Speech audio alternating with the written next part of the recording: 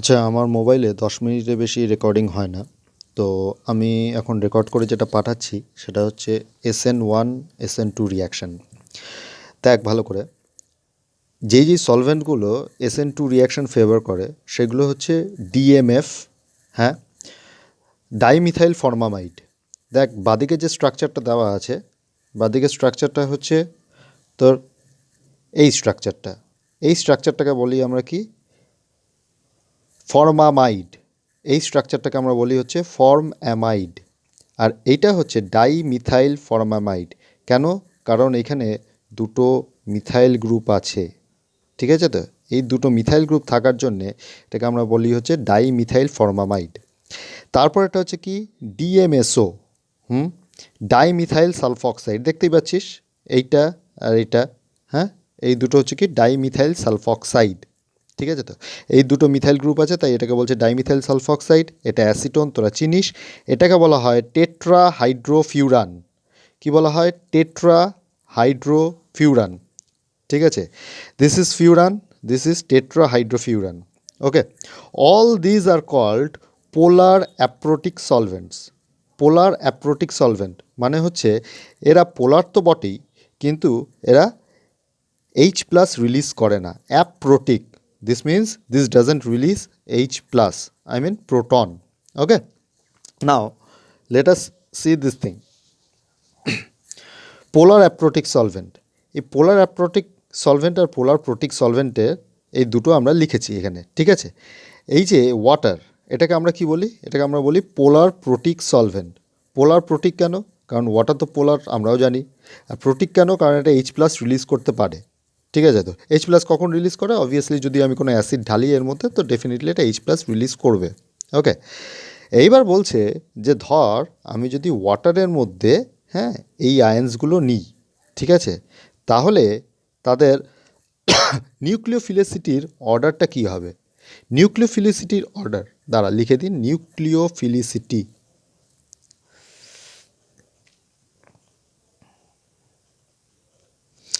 এই নিউক্লিওফিলিসিটির অর্ডারটা কী হবে? বলছে F মাইনাস সবথেকে কম, তারপরে হচ্ছে Cl মাইনাস, তারপরে Br মাইনাস, তারপরে I মাইনাস। তাহলে কেন? তার কারণ হচ্ছে ডিগ্রি অফ হাইড্রেশন F মাইনাসের সব থেকে বেশি। F minus will be surrounded by maximum number of H2O molecules. তাহলে F মাইনাসকে যদি maximum number of H2O molecules ঘিরে ধরে, তাহলে ও তো কাউকে গিয়ে ধাক্কা মারতে পারবে না। তো ও যদি কাউকে গিয়ে ধাক্কা না মারতে পারে, তো আলটিমেটলি ওর নিউক্লিওফিলিক সাবস্টিটিউশন দেওয়ার যে ক্ষমতাটা কমে যাবে, ডেফিনেটলি কমে যাবে। ওকে, কিন্তু এটাই যদি পোলার অ্যাপ্রোটিক সলভেন্ট হয়, ঠিক রিভার্সটা হয়ে যায়। কি হয়? F মাইনাসে নিউক্লিওফিলিসিটি সব থেকে বেশি হয়ে যায় Cl মাইনাসের, তারপরে এইটার, ঠিক আছে? বলছে এটার কারণটা কি? এটার রিজনটা হচ্ছে যে দেখ, যখনই রিপালশনটা হচ্ছে, কার কার মধ্যে রিপালশন? এই যে এর যে নেগেটিভ পার্টটা আর এইটার মধ্যে, এই দুটোর মধ্যে যে রিপালশনটা হচ্ছে, এই দুটো রিপালশনের জন্য কি হচ্ছে, এর ধাক্কা মারার ক্ষমতাটাও বেড়ে যাচ্ছে। মানে সাপোজ আমি যদি তোকে পেছন দিকে পুশ করি, ঠিক আছে? তো হ্যাঁ, তাহলে তুই সামনের জনের গায়ে আগে গিয়ে ঝাঁপিয়ে পড়বি, স্বাভাবিক ব্যাপার। তো এইখানেও সেম জিনিস কি হচ্ছে, ও মাইনাস F মাইনাসকে পুশ করছে। So this F minus will have higher tendency to give substitution reaction. Hence, in polar aprotic solvent, this one becomes, this order becomes reverse. Okay, so these are the trends in nucleophilicity in polar protic and polar aprotic solvents. ঠিক আছে? Now let us come to some example. দেখো, first এক্সাম্পলটা দেখো। বলছে SN2 যদি হয়, inversion of configuration হয়, ঠিক আছে? এই রিয়াকশানটা ভালো করে দেখ। এই রিয়াকশানটায় বলছে যদি সোডিয়াম আয়োডাইড দিয়ে আমি এটাকে রিয়াক্ট করাই ইন প্রেজেন্স অফ অ্যাসিটোন। অ্যাসিটোনটা কি? অ্যাসিটোনটা হচ্ছে পোলার অ্যাপ্রোটিক সলভেন্ট। ওকে, এই যে পোলার অ্যাপ্রোটিক সলভেন্ট, হ্যাঁ, যেটা ফেভার করে কি, SN2 রিয়াকশান। তো SN2 রিয়াকশান যেহেতু এটা ফেভার করে, তাহলে ডেফিনেটলি এটা কি দেবে? এটা এরকম একটা ইনভার্সন অফ কনফিগারেশন দেবে। এই ইনভার্সন অফ কনফিগারেশন যেহেতু দেবে, তো এটার জন্যে আইটা তলায় চলে আসবে আর CH3টা ওপরে চলে যাবে। ঠিক আছে, বুঝতে পারছিস তো? CH3টা ওপরে চলে যাচ্ছে, আই তলায় চলে আসছে। কিন্তু অনেক সময় এরকমও হতে পারে যে ধর আমি যদি জিনিসটাকে এরমভাবে রাখি, মানে এই স্ট্রাকচারটাকে আমি এরমভাবে আঁকতে পারি, ঠিক আছে? ভালো করে দেখে নে, আমি স্ট্রাকচারটাকে এরমভাবে আঁকতে পারি। সেটা কি, আমি আই এর পজিশনটাকে যদি সেম রাখি, ঠিক আছে, আমি আই এর পজিশনটাকে সেম রাখলাম, মানে বিআরের জায়গায় আই এর পজিশনটা থাকলো, তাহলে সিএইচসিটা কোথায় হবে? তলায় হবে। হ্যাঁ, ইন দ্যাট কেস এই জিনিসটা উল্টে যাবে, মানে এই স্ট্রাকচারটা আর এই স্ট্রাকচারটা কিন্তু সেম, ঠিক আছে? ঠিক সেরকমই একটা এক্সাম্পল আইআইটিতে একবার একটা কোয়েশ্চেন এসেছিল, বলছে সোডিয়াম আয়োডাইড অ্যাসিটোন দিয়ে যদি আমি এটাকে রিয়াক্ট করাই তাহলে কি হবে? এই কার্বনের কনফিগারেশনের কোনো চেঞ্জ হবে না, শুধু চেঞ্জ হবে কি এইটার কনফিগারেশনে। এবার দেখ ভালো করে, আমি তো এই জিনিসটাকে যদি আমি সেম রাখতে চাই, হ্যাঁ, তাহলে আমার বিআরের জায়গায় কি লিখতে হবে? আই লিখতে হবে। শুধু আমি চেঞ্জ করছি কি, এইটাকে চেঞ্জ করছি, এইটাকে এদিকে নিয়ে আসছি, এটাকে এদিকে নিয়ে আসছি, ঠিক আছে? কোনো অসুবিধা আছে? বেশ। সো তারপরে আমরা যে রিয়াকশন করিয়েছিলাম CH3Cl plus KCN gives me CH3CN plus KCl, এইখানেও কিন্তু অ্যালকোহলিক KCN ইজ ইউজড, ওকে, বা KCN ইন DMF বা DMSO এইগুলো ইউজ করি আমরা। অ্যাকোয়াস KCN কিন্তু ইউজ করব না, কারণ অ্যাকোয়াস KCN যদি আমি ইউজ করি এখানে KCN কি হয়ে যাবে? KCN এর হাইড্রোলিসিস হয়ে যাবে। KCN হাইড্রোলিসিস হয়ে কি দেয় স্যার? KOH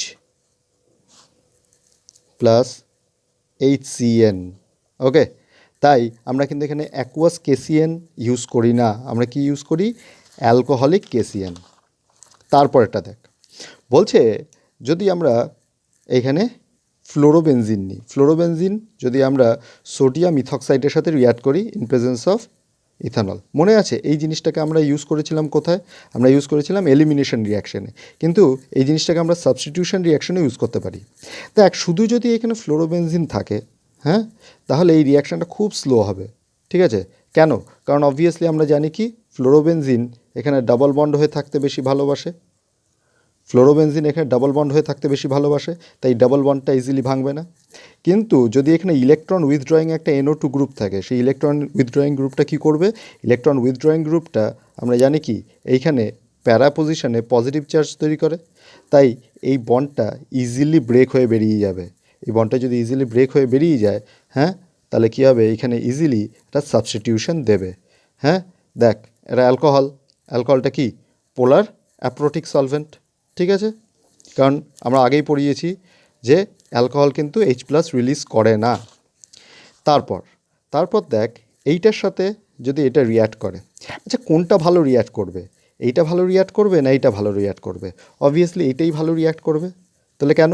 কারণ এই পজিশনটা, এইটা দেখ, এটা কি অ্যাক্সিয়াল আছে, এটা হচ্ছে অ্যাক্সিয়াল, হ্যাঁ, আর এটা হচ্ছে কি ইকুয়েটোরিয়াল। তাহলে ইকুয়েটোরিয়ালের যদি হয়, ইকুয়েটোরিয়ালের তো পেছন দিক দিয়ে ধাক্কা মারে না, ধাক্কা মারে কোথায়? অ্যাক্সিয়ালে পেছন দিয়ে ধাক্কা মারে। তাহলে অ্যাক্সিয়ালে যদি পেছন দিয়ে ধাক্কা মারে তাহলে কী হবে? ও মাইনাসটা সাবস্টিটিউট করে এই অ্যাক্সিয়ালের পেছন দিক দিয়ে এইভাবে ধাক্কা মারবে, ধাক্কা মেরে ও প্লাসটা সাবস্টিটিউট করে দেবে কি এইটা, ঠিক আছে? বুঝতে পেরেছিস? তাহলে এই প্রোডাক্টটা আমরা পাবো না। তারপর সিমিলারলি এইটা যদি দেয়, হ্যাঁ, তাহলে এইটা থেকে কোনটা দেবে? অবভিয়াসলি এইটা থেকে কোন প্রোডাক্টটা দেবে? এই প্রোডাক্টটাই দেবে, ঠিক আছে? So this will be my product, okay. এবার কেউ যদি জিজ্ঞেস করে যে ধর এই আগের পেজে আমরা কি দেখালাম? ও মাইনাস ছিল, হ্যাঁ, আর এইখানে কি আছে? S minus. তা কেউ যদি বলে কোনটা বেটার, আমি অবভিয়াসলি কি বলবো? এইটা বেটার। কেন?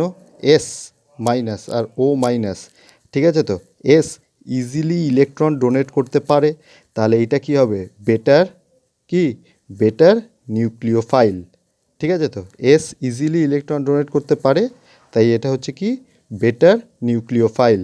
So this is a better nucleophile, ঠিক আছে? তাহলে আগের পেজে যে আমরা রিয়াকশানটা দেখিয়েছিলাম, কেউ যদি জিজ্ঞেস করে যে কোন রিয়াকশানটা ফাস্ট হবে, আগের রিয়াকশানটা না এই রিয়াকশানটা, আমরা বলবো কি এই রিয়াকশানটা ফাস্টার হবে।